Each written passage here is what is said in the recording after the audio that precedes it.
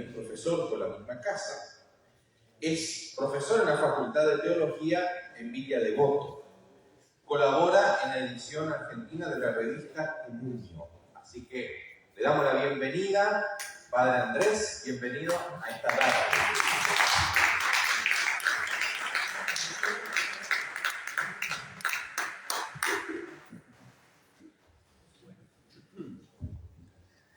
Buenas tardes. Los invito a comenzar rezando un Ave María, ya que la Virgen es la modelo de mujer creyente, nuestra Madre en la fe. En el nombre del Padre, del Hijo, del Espíritu Santo. Amén. Dios te salve María, llena eres de gracia, el Señor es contigo, bendita tú eres entre todas las mujeres, y bendito es el fruto de tu vientre Jesús. Santa María, Madre de Dios, ruega por nosotros pecadores, ahora y en la hora de nuestra muerte. Amén. Ave María Purísima, en el nombre del Padre, del Hijo y del Espíritu Santo. Amén. Bien, quisiera antes de meterme directamente en la charla que preparé para ustedes, recordar que este simposio tiene como finalidad contemplar la fe, pensarla, ayer decía Pablo eso, y animarse a articularla, a balbucearla. Incluso los que estudiamos horas y años el misterio de Dios, sentimos eso, que lo nuestro son balbuceos, así que no hay que tener vergüenza y ustedes también tienen que animarse a preguntar, a comentar, a expresar ciertas resonancias que estas exposiciones pueden suscitar en ustedes.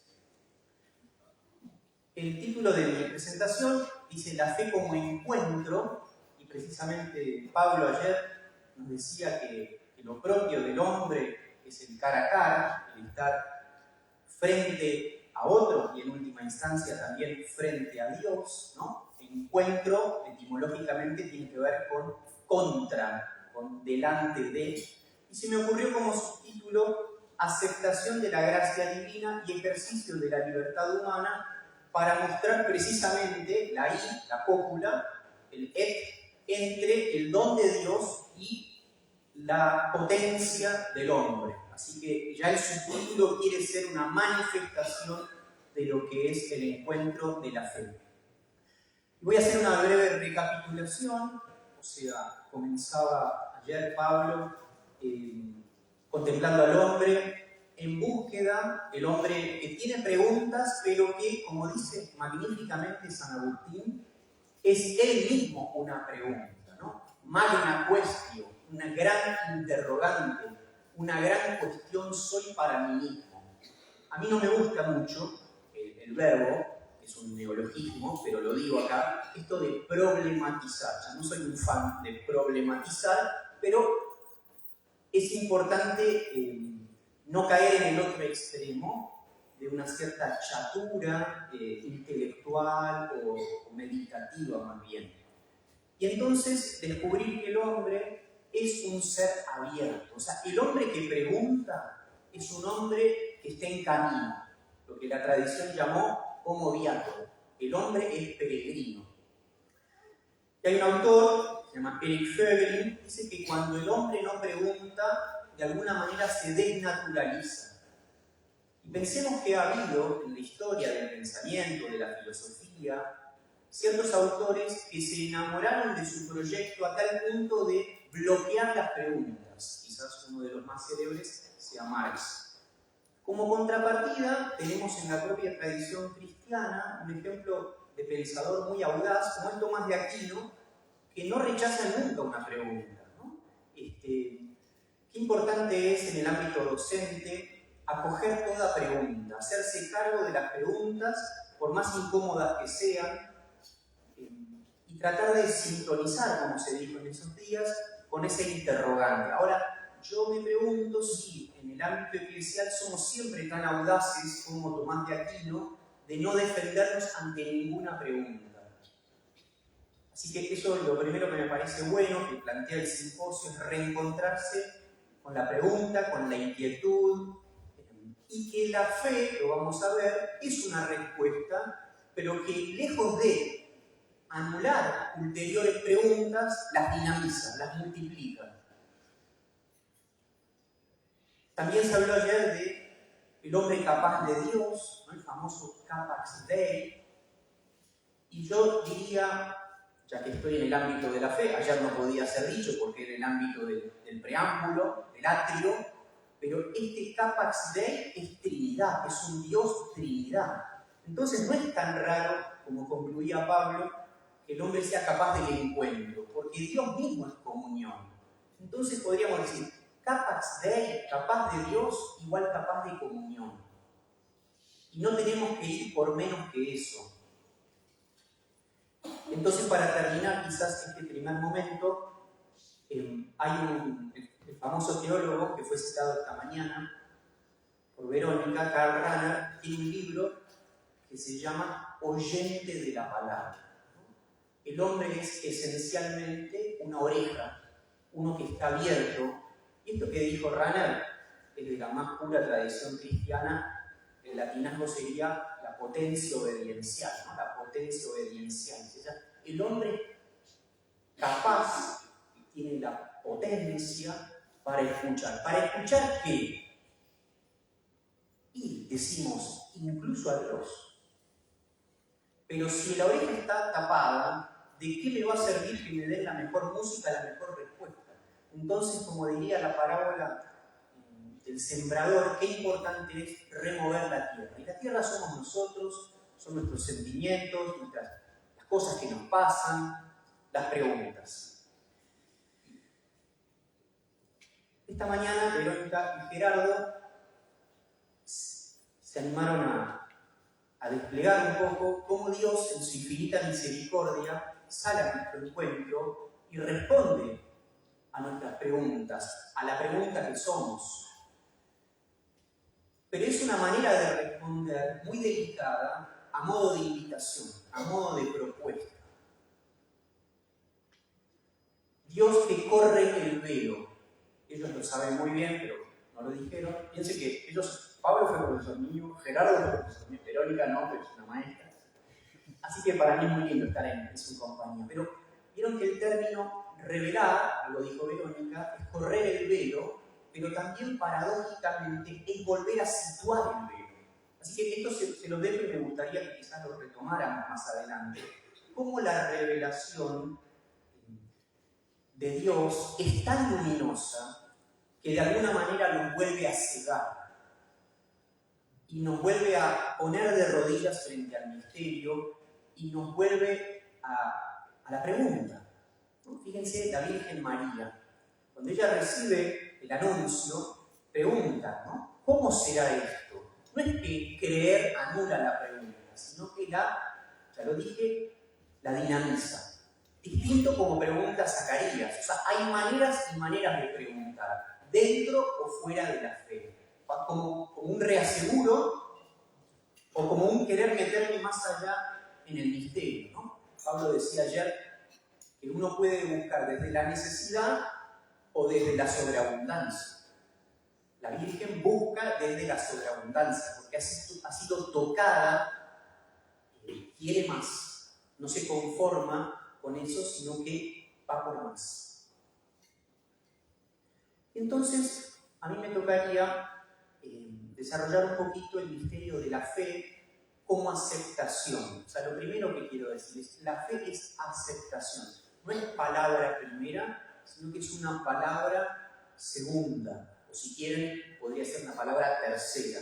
Y acá pongo respuesta a la respuesta. En ese sentido digo palabra tercera. La palabra primera es el hombre mismo situado, creado por Dios. La segunda es la revelación que sale al encuentro del hombre. Y la fe como una tercera palabra, como un sí, como un hágase, como un amén, que comienza un diálogo salvífico. Un diálogo de amistad, se dijo esta mañana, evocando la figura de Moisés o de Jesús en Juan 15:15. Muchos de ustedes sabrán, pero me permito recomendar ese documento de Pablo VI, Ecclesiam Sua, donde hace de la categoría diálogo un eje de la historia de la salvación y de la pastoral de la Iglesia. Entonces, cuando uno tenga que salir a anunciar el Evangelio, ensayar este ejercicio tan noble, también tan arduo del diálogo, que tiene mucho que ver con la condescendencia de la cual se habló esta mañana, esa capacidad de adaptarnos. Y el simposio quiere ser un comienzo de eso, empezar a dialogar entre nosotros para poder después ir mar adentro y dialogar con otros que no piensan tan parecido. ¿Cómo voy yo a dialogar con los que piensan muy distintos si soy incapaz de dialogar con los hermanos en Cristo? Donde ciertamente hay diferentes acentos, procedencias, gustos, algunos legítimos, otros son acentos o diferencias que por ahí ponen en riesgo la comunión, pero hay que aprender a conversarlo. Entonces ahora no se rían porque voy a presentarles un esquemita que es limitado.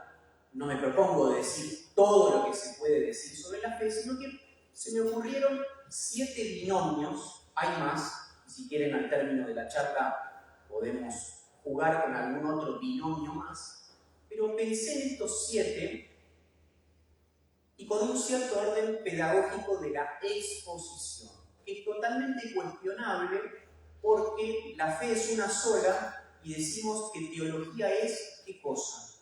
Conectar misterios. Es una de las definiciones que más me gusta de la teología, conectar misterios. Y no hay una única manera de conectar los misterios, sino que porque son una unidad y circulan bastante ágilmente, uno puede ir por un lado o por el otro, lo importante es recorrer toda la pista. Me río de mi precariedad en el esquema. Me hubiera gustado pedirle a alguien que sepa más de diseño, pero es este el esquema. Entonces les anticipo el programa. Partimos de la fe, ahí en amarillo. Vamos a dialogar qué es fe y razón, fe y gracia, fe e historia. Vamos a fe y amor, que está en otro color y en el centro, o sea, fe y amor ocupa el 4º lugar de 7, está como en el corazón del asunto. Pasamos a la comunidad, al apostolado y a la moral. ¿Hay más? Perfecto. Este es lo que yo les propongo hoy. Me parece que da para charlar. Así que comienzo con la fe y la razón. ¿Por qué empecé por acá? Porque me da la sensación de que es uno de los cuestionamientos, de las dificultades que más experimentamos cotidianamente en un mundo más secularizado, por momentos con una razón estrechada. ¿Puedo ser una persona inteligente y creer? Ni que decir que Juan Pablo II nos regaló un valiosísimo documento, Fides et Ratio, 1998, donde se pueden leer cosas muy hermosas al respecto. La razón, en el sentido amplio del término, en el sentido profundo del término, es decir, la condición espiritual del hombre, es lo que nos distingue de los animales. Decíamos ayer, el hombre es un animal racional, a la mañana dijimos, es más que eso, es imagen de Dios. Y no me voy a meter en detalles, pero está claro que lo que nos distingue de los animales es esta capacidad espiritual de amar y de pensar. Y San Agustín, que es tan grande, decía, ama mucho la inteligencia. Siguiendo esta pista, no desprecies la inteligencia, porque la inteligencia es lo que te asemeja a Dios. Amala mucho. Intelectum vero vel ama, o sea, querela, no la menosprecies. Entonces, eso es lo primero que tengo para decirles. Un cristiano nunca menosprecia la inteligencia, porque es lo que nos emparenta con Dios. Por supuesto que es una inteligencia, repito, en el sentido más clásico y profundo del término. No esta inteligencia recortada de ciencias duras, que se vuelve insensible, que no deja entrar al afecto. Para nosotros, lo intelectual es afectivo. Y pensaba que Jesús es una persona sumamente sensata, ¿no? Cuando uno recorre los evangelios, es una persona muy sensata en el sentido de que es una persona muy lógica, muy equilibrada, muy astuta, y hay ciertas respuestas que uno dice realmente es casi una prueba de la divinidad de Cristo. Por ejemplo, cuando él responde, dad al César lo que es del César y al Dios lo que es de Dios, de alguna manera genera una brecha en la historia del pensamiento en cuanto a teología y política, es una innovación tan grande y con una sencillez tan grande, que uno dice, esta persona es un humano más que humano.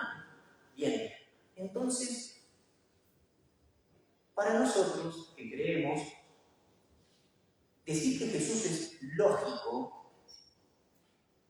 es muy claro, porque Él es el Logos del Padre, decíamos esta mañana. Él es la palabra de Dios, el Logos de Dios. Entonces, que sea lógico es lo más lógico del mundo, es recontra consecuente.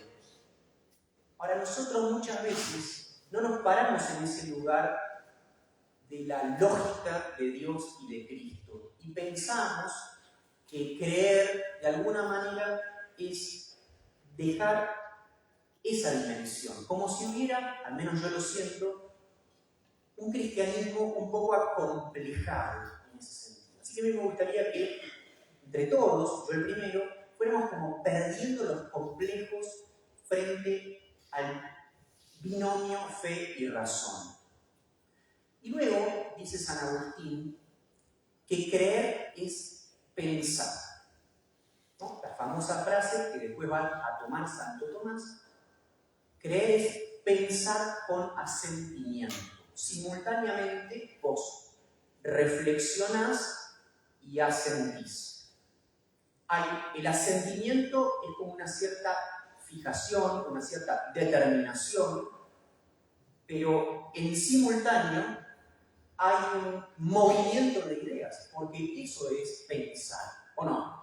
Pensar es carburar, es mover las ideas.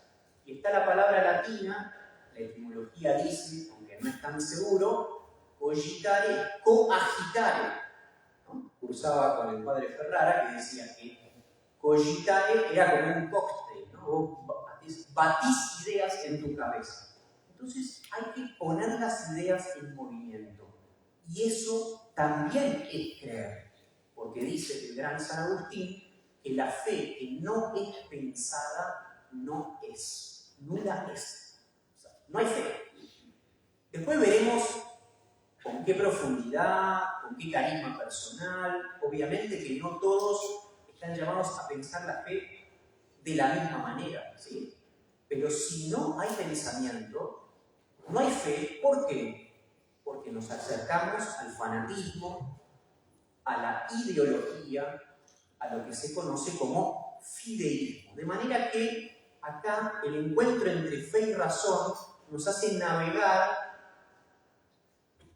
por la mitad, evitando el racionalismo que se encapsula en sí mismo y el fideísmo que de alguna manera abraza algo que es un ídolo y no quiere verse desafiado por las preguntas, por el pensamiento.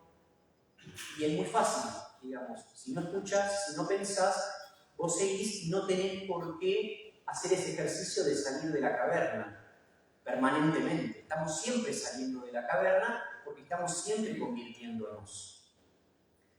Les dejo entonces la gran imagen de Juan Pablo II en Fides et Ratio, que dice que el espíritu humano, el hombre, tiene dos alas para remontarse a la contemplación de la verdad. El ala de la razón y el ala de la fe, y ambas alas deben coordinarse. Por eso hay una aceptación de la invitación divina y hay un ejercicio de la libertad humana, de la razón humana. Digo una última cosita, siempre hay más, pero me interesa que, como ven acá estoy siguiendo mucho a San Agustín. San Agustín dice que es necesario entender para creer y luego creer para entender. Esa famosa circularidad. Creo que lo tengo acá. Dice, ¿quién no ve que el pensar va antes que el creer? Nadie, en efecto, cree algo a menos que antes piense que ese algo es digno de ser creído. Pues el mismo acto de creer no es otra cosa que pensar con asentimiento. En efecto, no todo el que piensa cree, pues muchos piensan y no creen, pero todo el que cree piensa. Piensa creyendo y cree pensando. ¿Cómo le voy a decir que sí a una invitación si no sé lo que esa invitación es? Es muy elemental.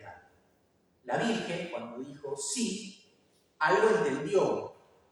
No quiere decir que entendió todo, pero algo entendió para decir que sí. Si no uno da el sí, el amén, le vale. Y no hay compromiso y no hay encuentro.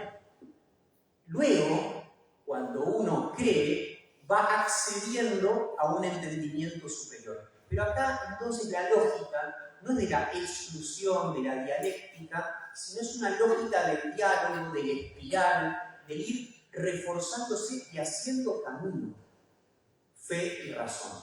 Me quedó alguna cosa en el tintero, pero la dejo para más adelante. Fe y gracia. Bueno, qué lindo. Hay que decir que sí.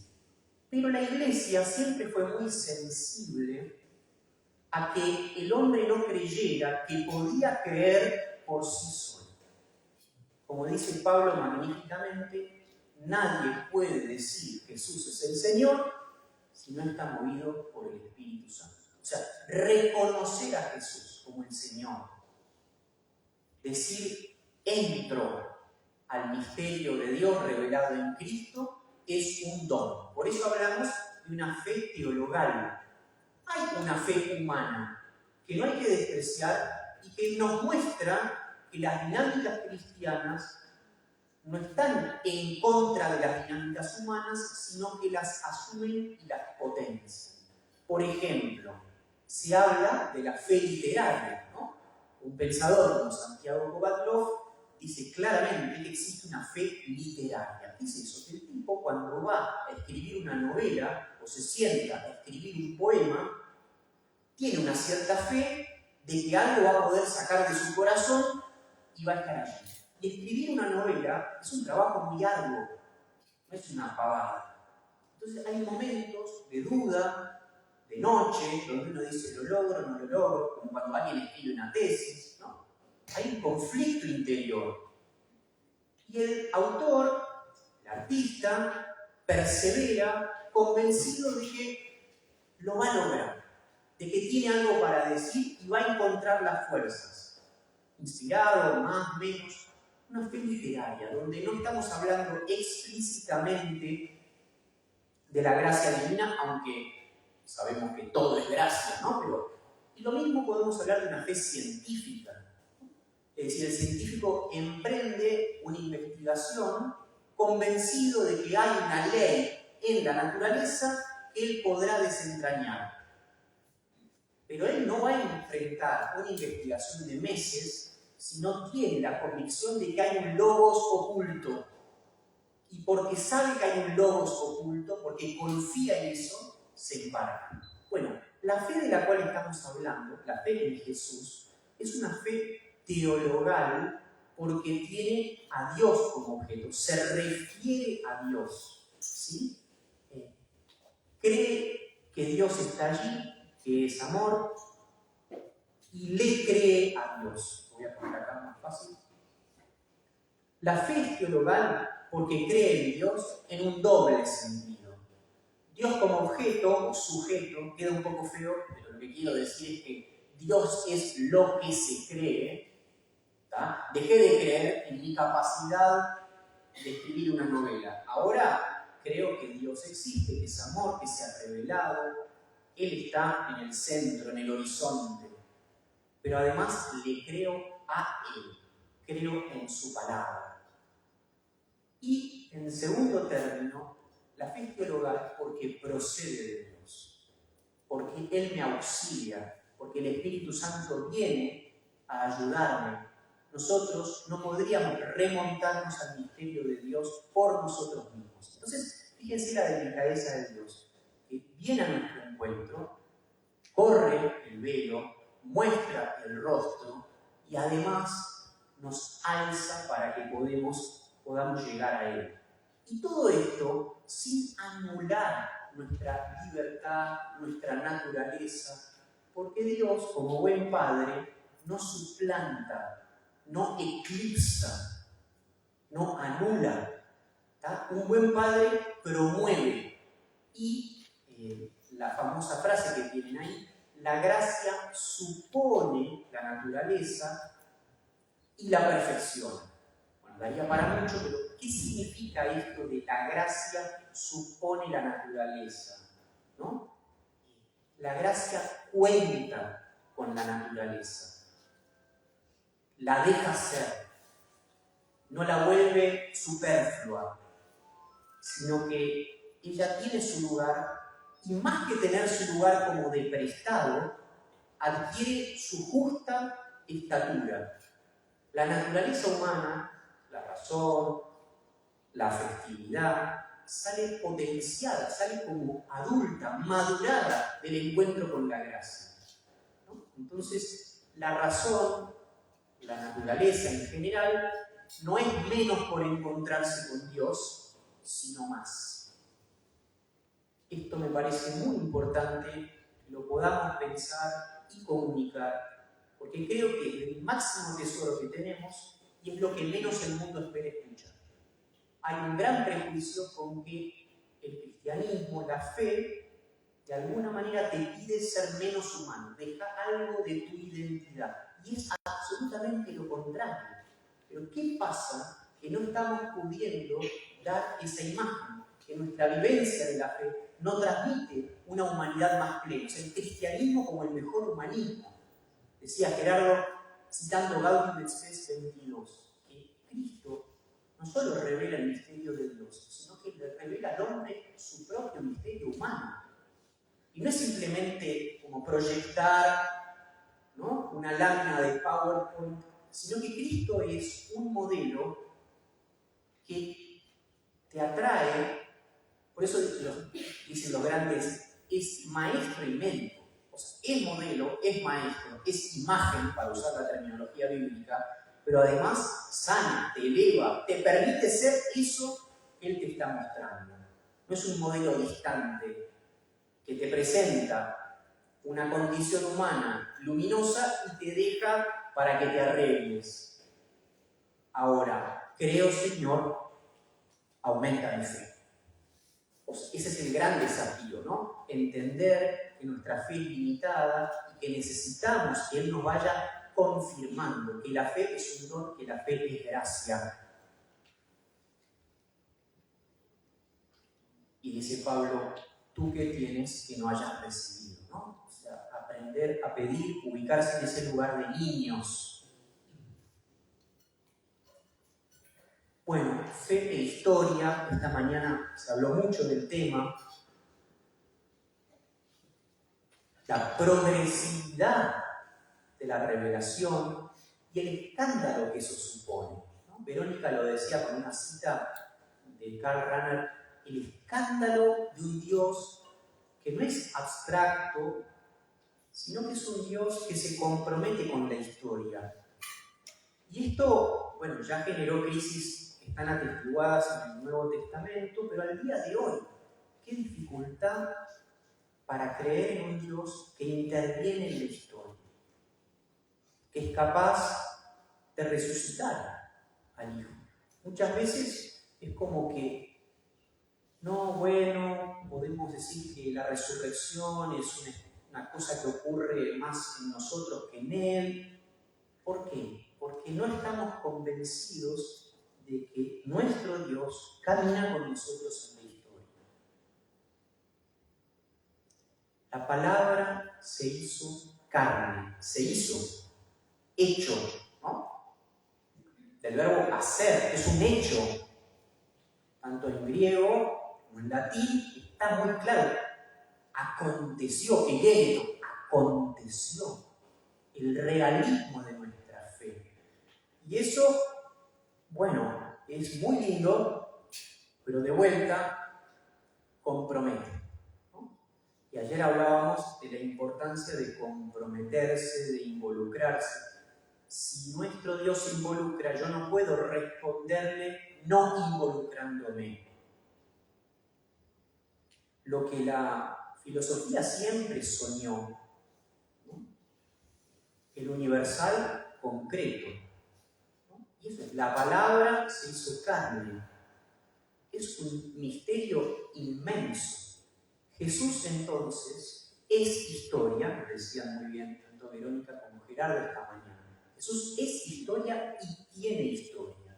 Y por eso, no porque lo haya dicho Verónica esta mañana, pero yo pensaba de esto mismo, qué importante asumir el Antiguo Testamento y asumir la historia de la Iglesia. Jesús es ciertamente el centro, pero hacia atrás y hacia adelante, solo así tenemos una comprensión integral del misterio de Jesús. Y bueno, ustedes saben que ha habido intentos de sacarse de encima el Antiguo Testamento, los ha habido en los primeros siglos cristianos y cada tanto retornan. Muy bien, hoy Verónica decía, hay gente que descarta al Dios del Antiguo Testamento. ¿Por qué? Porque no lo puede digerir. Entonces uno se pone por encima de la revelación. Ahora, lo que a mí me gusta a veces decir en clase es que el cristianismo no solamente es una historia fascinante, en un sentido enorme con mayúscula, sino que es verdad.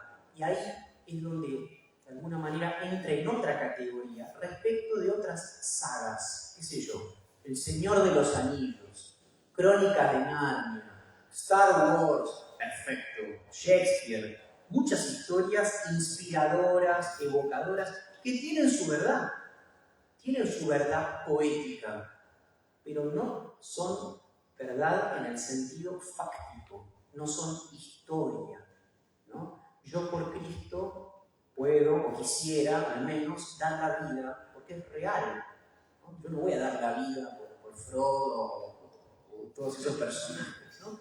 Entonces, es importante darme cuenta de la historicidad de la fe. Permítanme que me explayo un segundo más en esto, pero Lewis, precisamente, el que escribió las Crónicas de Narnia, tiene una frase, es un ensayo breve, que dice: el mito se hizo realidad. En inglés sería myth became fact. El mito se hizo hecho en Jesús, porque está queriendo decir eso, la narración más grande aconteció. Y el teólogo Baltasar le dice: me encanta lo que decís, pero a condición de que, porque se hizo realidad, dejó de ser un mito. Acá hay una distinción, también le podemos corregir a Baltasar, pero no. Quedémonos con esto. Lo que Baltasar quiere decir es: la revelación no es ninguna invención humana, no es un relato más. No solamente se hizo carne, es real, sino que es una narración que ninguna mente humana pudo haber imaginado. Y de vuelta nos vemos con la amplitud del misterio, que nos obliga a ponernos de rodillas y a seguir indagando y a seguir viviendo. Como decía, y con esto termino, Gerardo esta mañana, Cristo resucita con las llagas. La resurrección no borra la historia, sino que consuma la historia, ¿no? La confirma y la consuma. Y eso en nuestra propia vida también debe ser real. Cristo viene a rescatar, a redimir, no a bloquear. Por eso ese magnífico pasaje de Mateo 5:17: yo no he venido a abolir, sino a dar cumplimiento. Y dar cumplimiento es algo arduo. ¿Por qué? Porque implica asumir, porque implica abrazar. lo que muchas veces me gustaría descartar, renegar. No, Dios es el sí más grande que se banca todos nuestros no. Vamos ahora, bueno, ahí les puse, ¿no? La fe cristiana nace de un misterio que es a la vez un acontecimiento, Jesús, como si dijéramos, el misterio tiene que ver con la dimensión vertical, trascendente, y el acontecimiento con la dimensión horizontal, histórica. Y bueno, dice, la fe cristiana no solo es histórica porque remite a unos hechos realmente acaecidos, sino también porque ella se despliega en la historia. Y también cada uno de nosotros va caminando su fe. Uno no cree siempre de la misma manera. Y tampoco es siempre ascendente. Uno se tropieza, se cae, marcha atrás, involuciona. Bueno, por ahí podríamos pensar en esta tarde, mañana, la semana entera, que la historicidad de la fe no tiene que ver solamente con la revelación, sino que yo estoy metido en esa historia de la revelación, formo parte de la historia de la salvación y me pasan cosas y que yo también tengo que asumirme. Bueno, acá fe y amor, qué decir, ¿no? Dios es amor. Al final es eso. Cuando Benedicto empezó su pontificado, quiso empezar por ahí. Porque él sentía que el nombre de Dios estaba un poco manoseado dentro y fuera de la religión cristiana. Pensemos en los atentados a las Torres Gemelas, cuántas cosas en el nombre de Dios. Hay que volver a decir que Dios es amor, pero un amor con mayúscula. De vuelta, no el amor humano y nada más, que estamos lastimados todos, sino un amor superlativo. Y a mí me gusta empezar con la creación. Hablamos mucho de creación desde la nada. Todos los que estudiaron alguito de teología saben, creatio ex nihilo, de la nada. Pero la creación también es ex amore. O sea, tenemos que también decir eso. Si no nos quedamos simplemente en una afirmación de tipo metafísica, lo cual es muy importante, no cabe la menor duda. La creación es de la nada, pero es desde el amor, ¿no? Creo que Verónica también lo decía esta mañana. O sea, desde el amor Dios viene a nuestro encuentro ya en la creación. O sea, ya la creación es búsqueda del hombre. Y dice Gregorio de Niza, por la sobreabundancia de amor crea Dios. Entonces, contemplar el universo, cada uno de nosotros, desde esa perspectiva amorosa. No un amor abstracto, sino por eso un amor histórico, encarnado, concreto, que llega a su máximo en Jesús, ¿no? Es el lavatorio de los pies, por ejemplo, ¿no? ¡Qué milagro! Un Dios a tus pies, un Dios con tu mugre. Como decían también hoy, no se avergüenza. Ahora, este amor es un escándalo. No solamente porque hay que reconfigurar la imagen de Dios, sino que también hay que reconfigurar la imagen de lo que es sabiduría y poder. Y eso es lo que le pasa a San Pablo, sobre todo en la primera carta a los Corintios. O sea, quiero yo configurar mi mente y mi corazón según lo que Cristo revela. Y ahí aparece la conversión. No por nada Jesús, cuando comienza su ministerio público, lo primero que dice es, conviértanse y crean en el Evangelio.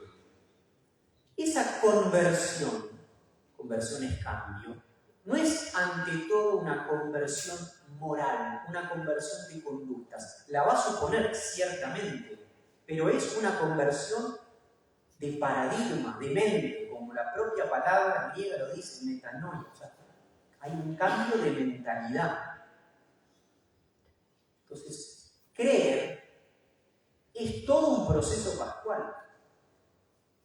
Es todo un proceso pascual, donde yo tengo que morir a mis representaciones de lo que es Dios, de lo que es ser hombre, de lo que es el amor, la sabiduría y el poder. Tengo que entrar en un horizonte, en una persona con la cual voy interactuando cara a cara, amistosamente.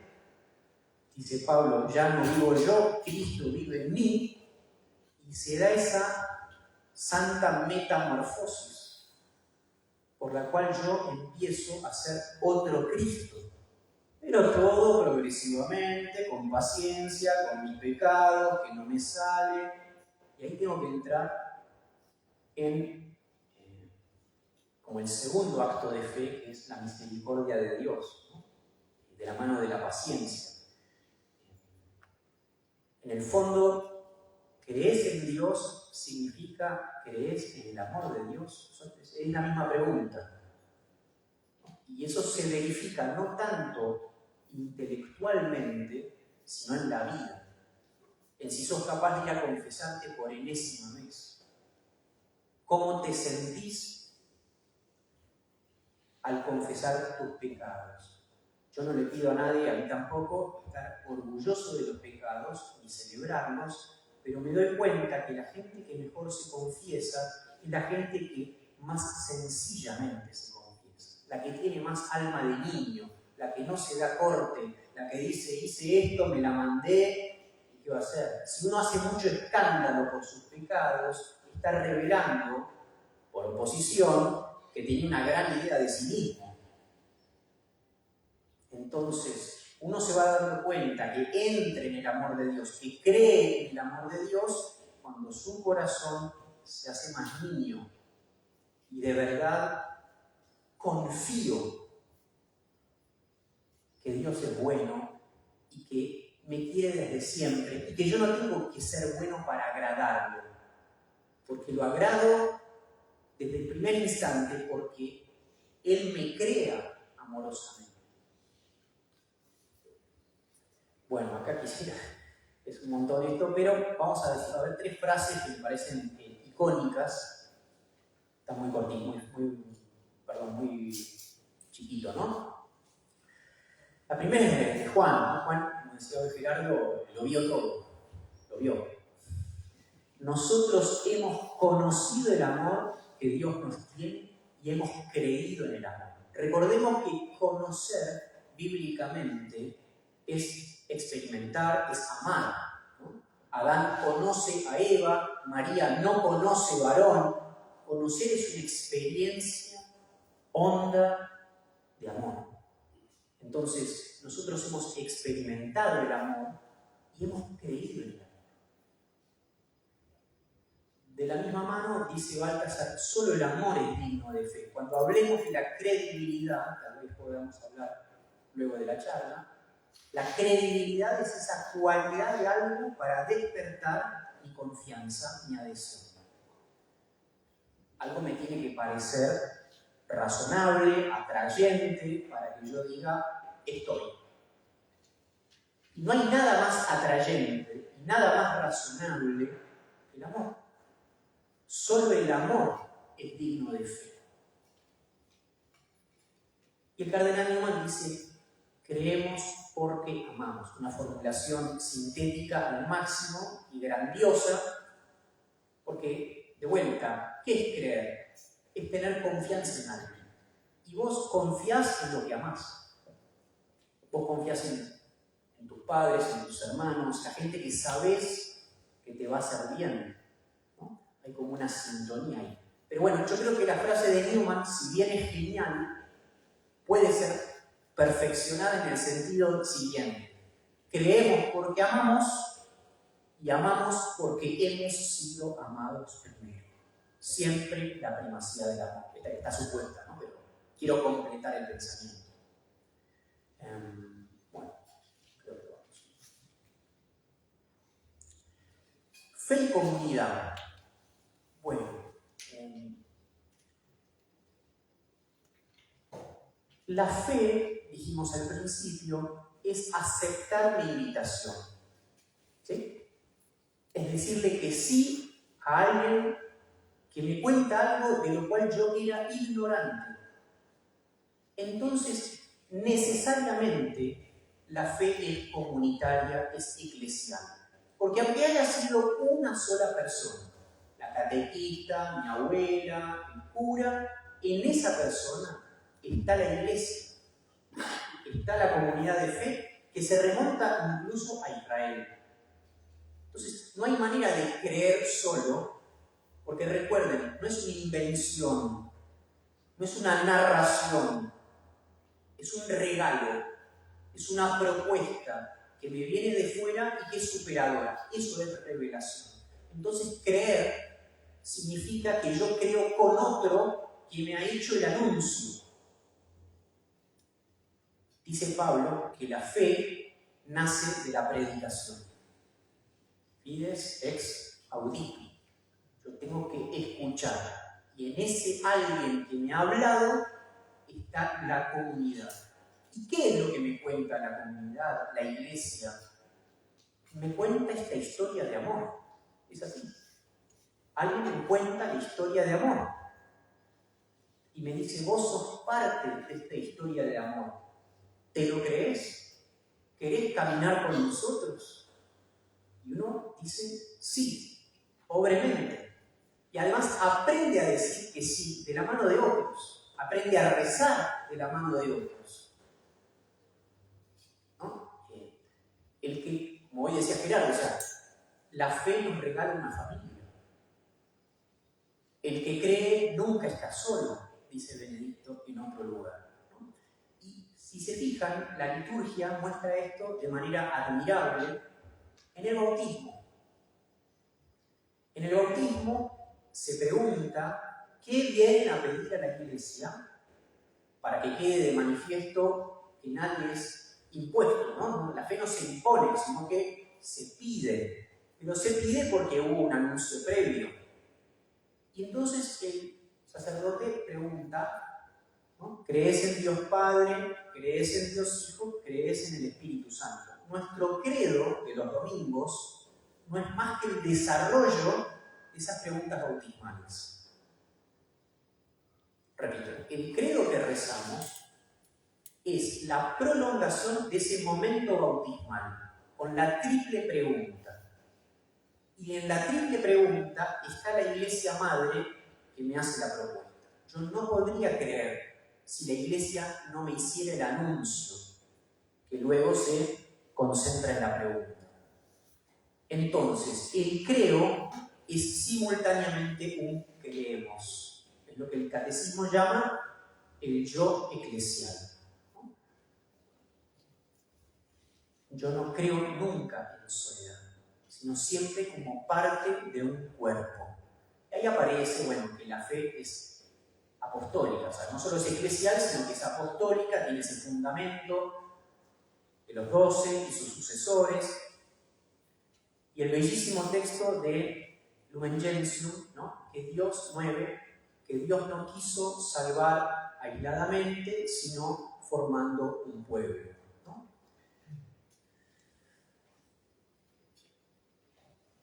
Entonces, creo que con esto no solamente hemos hecho justicia al animal racional, sino también al animal político, al zoon politicón, ¿no? O sea, ese animal social. Nadie vive solo.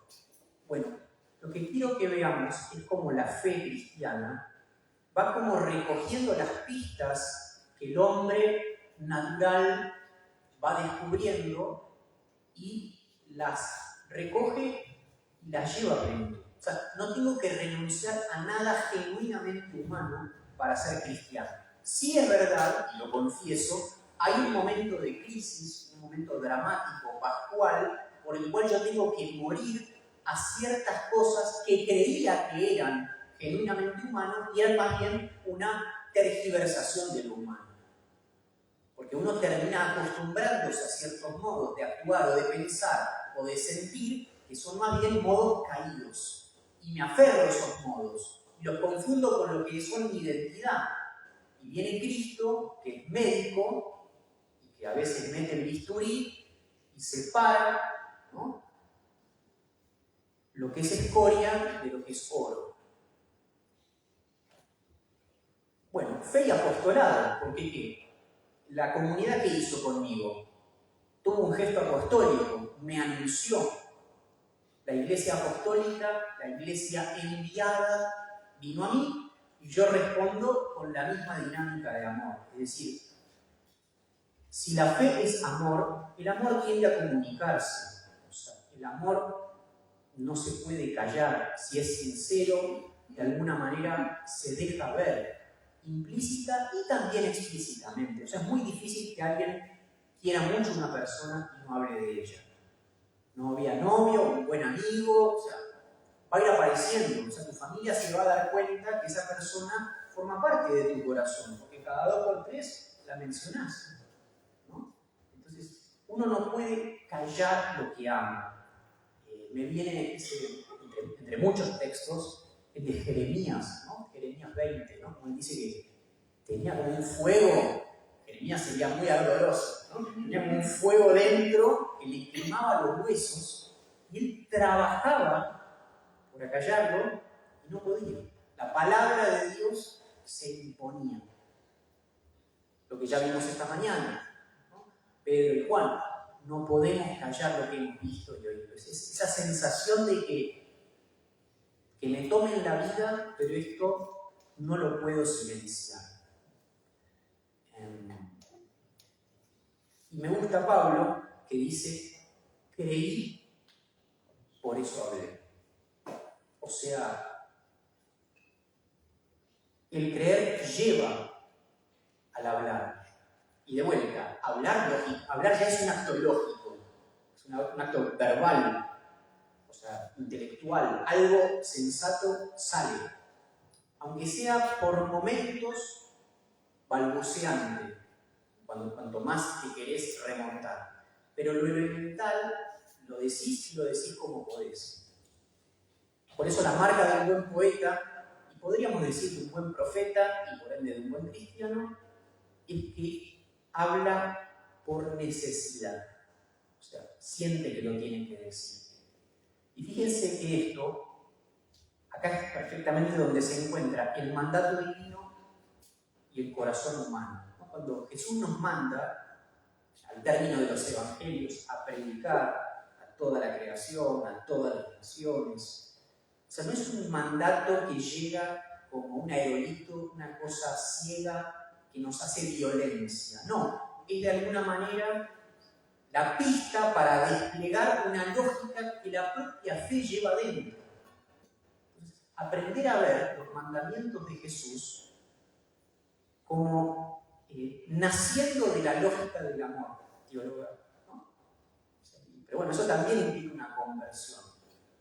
Mi mayor o menor sintonía con los mandamientos, y fíjense cómo sin querer ya me estoy desplazando a la moral. No llegué, pero pasa que los binomios se van tocando unos a otros.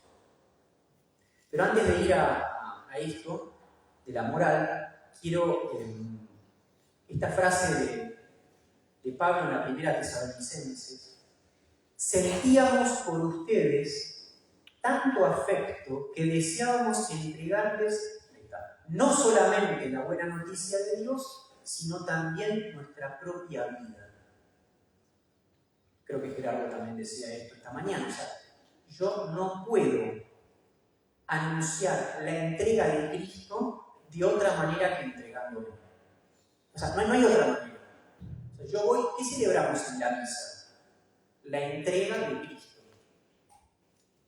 ¿Puedo yo, digamos, salir de participar de la Eucaristía y no vivir eso? La única manera de anunciar creíblemente el amor de Cristo que se entrega hasta el fin es entregándome yo mismo hasta el fin. Esa será la carta ganadora, decía Gerardo.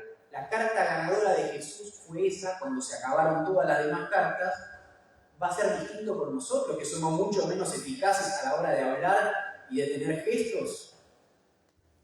¿Ven el grado de compromiso? Y vuelvo a lo de Pablo. Porque anunciar la fe en cristiano tiene el nombre de testimonio. Y testimonio es martirio. ¿Qué es el testimonio? Es un discurso autoimplicativo. Sonó difícil, ¿no? Pero el testimonio es una forma de hablar en la que yo estoy metido. Yo no hablo de verdades objetivas, como decía Pablo, sino de verdades subjetivas, de verdades que tocan mi corazón. Y porque estoy implicado, va a tener más relevancia para el que me escucha, porque el que me escucha se va a dar cuenta si mi implicación es afectada o genuina. No basta con decir, a mí me pasó. Hay una manera de escuchar, y en cuestiones del corazón todos podemos ser bastante agudos, donde yo detecto si la implicación es sincera o no. Por eso dice la máxima, lo que sale del corazón llega al corazón. Y de vuelta no puedo. Newman dice, cor ad cor loquitur. El corazón habla al corazón. ¿No? Entonces cuando uno se autoimplica, y el primero autoimplicado fue Jesús. Él es el testigo fiel. O sea, como ven, acá no estamos inventando nada, estamos desplegando la riqueza de nuestra fe. Entonces, ¿para qué ponemos el oído en la Escritura y en la tradición? Para entender cómo Dios nos ha hablado y nosotros tenemos que hablar de la misma manera. A veces cometemos la torpeza de prestar atención solamente a los contenidos de la revelación y no al modo, y es una unidad. Entonces, el qué y el cómo, no silenciando los momentos incómodos, lo decía muy bien hoy Peralta. La cruz es un momento difícil para todo discípulo. Está clarísimo en la confesión de Cesarea, Pedro le dice, no sucederá. No sé si quiero ese Mesías. Entonces todos tropezamos con el amor misericordioso de Dios. Y creo que no hay discípulo maduro sin ese tropiezo. Entonces no queramos nosotros anunciar el Evangelio poniendo entre paréntesis esos momentos extremos de entrega, de muerte y resurrección, porque no vamos a estar presentando ni el mensaje de Jesús ni el modo en que Jesús quiso presentarlo. Sobre esto podría decir alguna cosa más y la guardo. Y voy al final. Fe y moral. Bueno, un apostolado, un anuncio va a ser creíble si yo soy coherente, si encarno mínimamente lo que digo creer. Y por supuesto que todos somos incoherentes. Entonces, ¿qué? ¿Estamos perdidos en cuanto a anuncio? Si nadie acá puede vivir el amor con la intensidad de Jesús.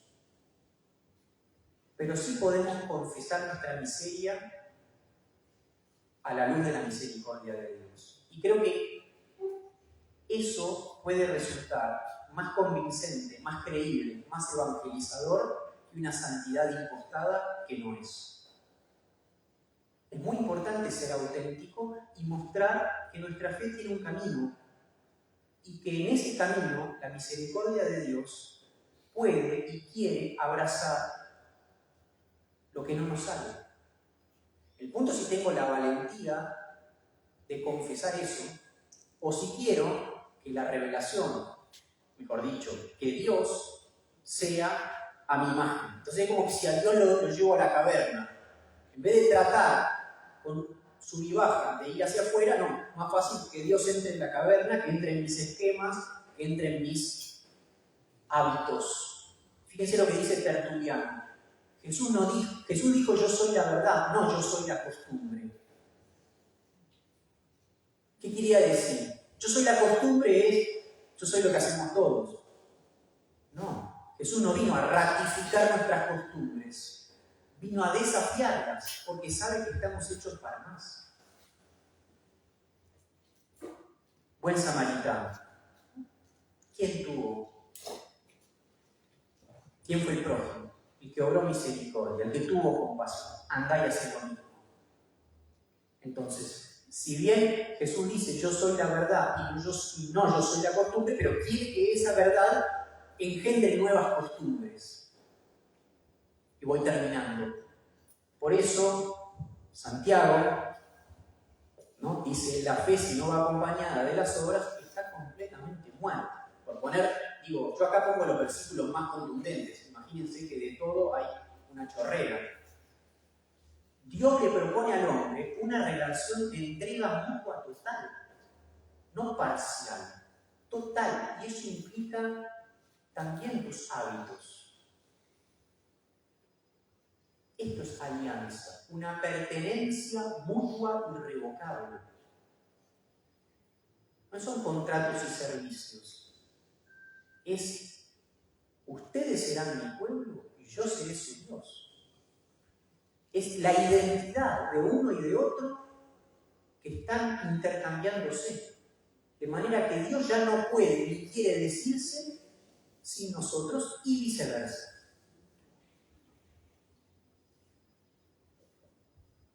Por eso lo que dice Juan de la Cruz, ¿no? A la tarde te examinarán el amor, y lo que dice Mateo 25, que Francisco llama el gran protocolo por el cual seremos juzgados, las obras de misericordia, cómo trataste a los pequeños, a los que no cuentan, ahora cuentan. Ahora están en primer lugar.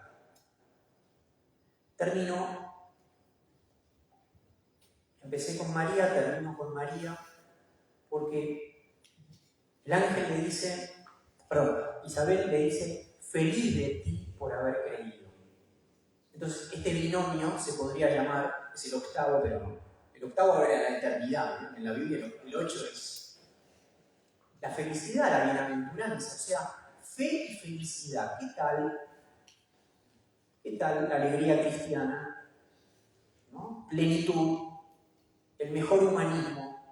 Entonces, eso me gustaría, que nos quedáramos con que la fe es muchas cosas, pero es fundamentalmente estar mejor. No en el sentido superficial del término, sino ser mejores personas, ser radiantes, felices. O sea, es un camino de felicidad, Cristo. Por eso dicen los obispos en Aparecida, conocer a Jesús es el mejor regalo que puede recibir cualquier persona. Haberlo encontrado nosotros es lo mejor que nos ha ocurrido, historia, en la vida, y darlo a conocer con nuestra palabra y obras es nuestro gozo. Qué bien dicho está, ¿no? Bueno, yo freno acá y charlamos algo si quieren. Hola.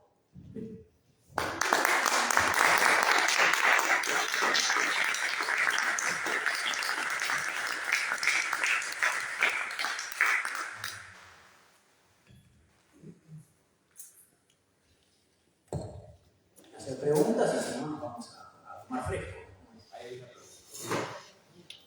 Padre Andrés, gracias por la introducción. Dos binomios. El binomio fe-razón y fe-comunidad. Comentario y después te tiro una pregunta, a ver si qué opinas. El primero, el fe-razón, se me venía a la mente hace muchos años que cuando uno se mete con las cosas de la fe, empieza a encontrar a otras personas que quiere transmitirle la fe, incluso a veces en la propia familia. Y aparece esa famosa frase, si yo no veo, no creo. A la luz, me parece, de lo que decías vos, citando a San Agustín, no está tan errada la frase, ¿no? Porque algo hay que ver. Eso que decías de la credibilidad, de algo tiene que agarrarse la persona. Porque a veces uno le salta la yugular como diciendo, no, la fe es no ver. Pero, ¿puede ser? Sí, claro, o sea, la credibilidad que algo ves, algo. Pero lo importante es no querer saltearse un paso ineludible en el amor, que es el tomar un riesgo. Si no recuerdo mal, se habló de eso. O sea, hay riesgos. Entonces, me parece que a veces en la cultura, nosotros, yo mismo, uno no quiere tomar riesgos. Va por el camino seguro, pero que es un camino de un cierto estancamiento. Pablo hablaba de la homeostasis, ¿no? Donde uno ya se frena, está chanchado, está acomodado. Entonces la pregunta es, yo creo que podríamos preguntarnos nosotros, antes de hacerle la pregunta al otro, ¿qué vi yo para creer? Lo que pasa es que a veces uno eso que ve, no lo ve, no lo tiene procesado, decantado. Pero por ahí fue mi familia. Y acá entra la importancia de la tradición, de la comunidad que te va envolviendo. Y a veces uno tiene la gracia de haber nacido en un contexto que te hizo bastante fácil lanzarte a la aventura de creer, de arrodillar. O sea, ¿cuál es la pedagogía que usa Dios con Israel? O sea, Dios es trascendente y está siempre como diciéndole, vos no te hagas imágenes, vos no te hagas imágenes, porque nos está preparando para el gran salto trinitario. Entonces, bueno, no sé si te contesto, pero sí, claro, algo hay que ver, porque si no caemos en el fanatismo. Bueno, no sé si acá lo quiere decir algo acá. Por ahí voy a A ver, pero también Jesús dice, felices los que creen sin haber visto. Ah, totalmente, sí. Como, hay 10 tipos diciéndole que crea y no cree. Algo había, perdón. Sí, creer no es ver. No es ver. Ahora, para creer, algo tengo que entender, algo tengo que vislumbrar. Es una fe ciega. O sea, el tema es que ¿no? La fe ciega nos lleva acerca del fanatismo. Entonces, como ven, el cristianismo es muy equilibrado. Y hay que navegar ahí en la intersección. Todo el tiempo hay que estar en la intersección.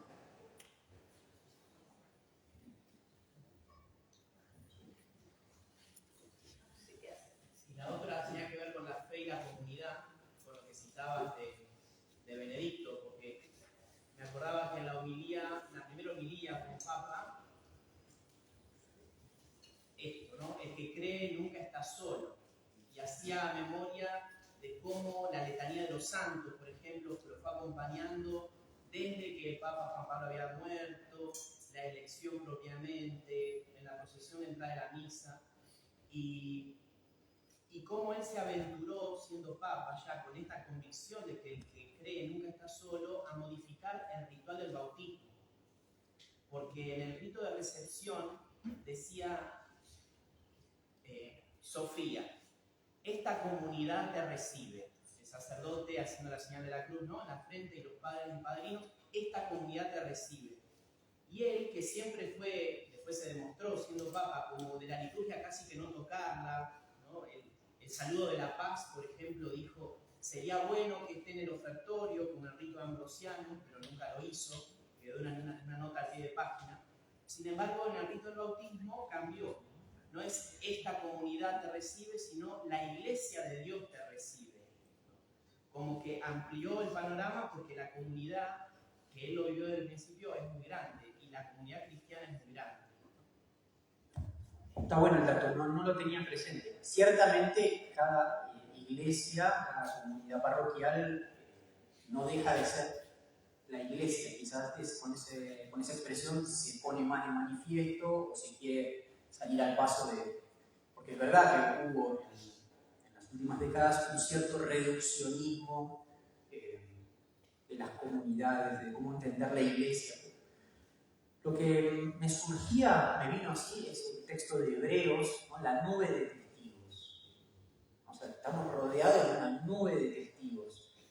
Lo que Francisco va a llamar la santidad anónima. O sea, tenemos canonizados un montón, pero también hay un montón de gente concreta que nos ha precedido y nos está acompañando, y qué importante es caminar a la par, ¿no? Ese dar la mano, porque hoy yo estoy más rengo y mañana serás vos.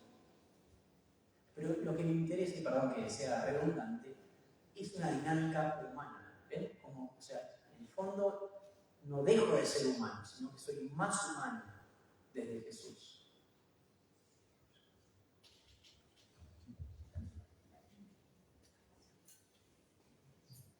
¿Alguna pregunta más? ¿Cuestionamiento? ¿Reflexión?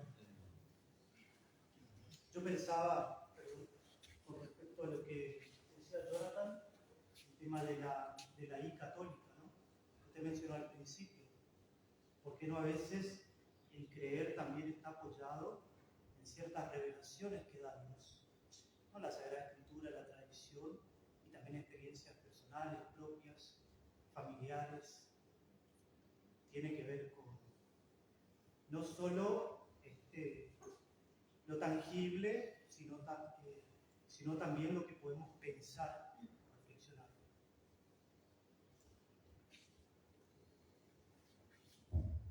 No sé si te entiendo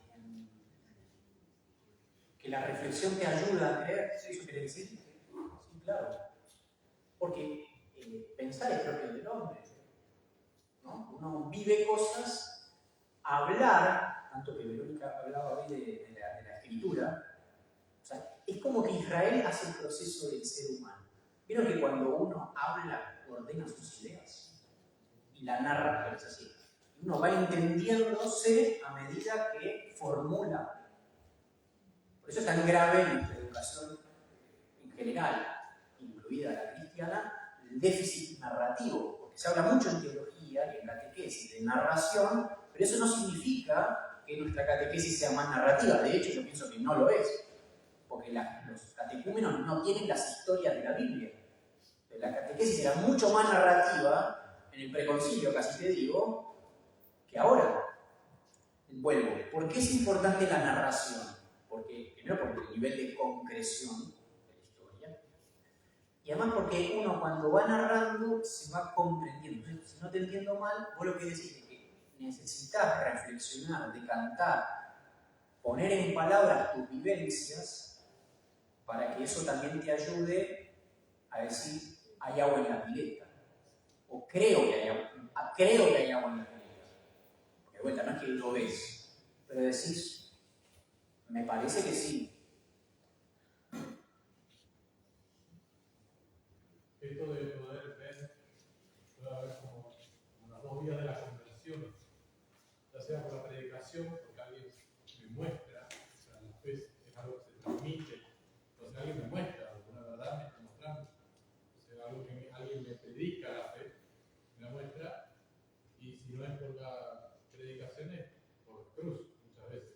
Uno ve los santos, San Ignacio de Loyola, que tuvo que destruir su proyecto de hidalgo, de caballero, para encontrarse ahí en ese momento, en medio del dolor, de pérdida de algo, una cierta cruz, encontrarse con el Señor, como muchos otros, o un San Agustín que se convierte por la predicación. O sea, algo te muestra, o aparece algo, ya sea una reflexión con nuestro Padre, o alguien me muestra con una predicación. Y la fe es apostólica. O sea, por eso siempre la fe viene como una propuesta de fuera. No quiere decir que yo no tenga ideas previas. Por algo empezamos el simposio con esa ebullición que es el hombre mismo. Pero la fe como tal es un anuncio. Ahora, vos me decís San Ignacio, yo te digo, a veces viene Dios y te destruye. No es que Él destruyó su padre. Viene Dios y desguaza. Como la vid, que poda, como Pablo, que iba por el camino y fue derrumbado. O sea, Dios irrumpe y hace añicos un proyecto. Y después uno, digamos, hay que ver si uno puede valerse de esa turbulencia para encontrarse. Un poco lo de Job, ¿no? O sea, antes te conocía de oídas, pero ahora te han visto mis ojos. O sea, la tragedia, el drama de Job es una ocasión para encontrarnos, como le pasa a mucha gente hoy. que se encuentra con Dios en el sufrimiento. Pero también, también el gozo es un lugar o debería ser un lugar tanto o más fuerte de encuentro con Dios, y eso a veces nosotros no lo transmitimos, o no nos cuesta, ¿no? Por lo que dice el teólogo protestante Bonhoeffer, o sea, no quiero hablar de Dios en los márgenes, sino en el centro. O sea, en el centro de la vida. Por lo que decía Pablo, ¿no? Buscar no desde la carencia, sino desde la sobreabundancia. Y esto me suscitaba esta tu reflexión también, con esto termino. Somos imagen de Dios. Eso significa que cada uno de nosotros encarna o debería encarnar a Dios. Entonces, yo estoy haciendo creíble al Señor siendo yo mismo otro Cristo. O sea, no es gratuita, no hay que tomar tan a la liviana esa máxima que por algo está al principio de la Escritura, que somos imagen. ¿No? Puede sumarse a esto lo que conocemos, pero el Papa Francisco lo ha dicho una y otra vez, la vía de la belleza para el acercamiento a Dios, ¿no? Que se ha perdido. La belleza queda como muy descartada. Me parece que rescatar eso. Totalmente. Bueno, he sabido, digo Benedicto por ahí porque es el autor con que me siento más cómodo, pero ciertamente Francisco lo dice, pero para Benedicto la credibilidad del cristianismo se juega en dos ámbitos, la santidad y la belleza. O sea, más santidad y más belleza, que en el fondo es lo mismo, ¿no? Pues yo entre varios binomios, después dije, sí, a ver, ¿qué otros binomios? Y dije, mirá, tenés teología y política, teología y belleza, teología no fe, ¿no? Fe y política, temón, ¿no? Fe y belleza, fe y sufrimiento, fe y alegría. Pero bueno, sí. Muchas gracias, Pablo. Gracias por...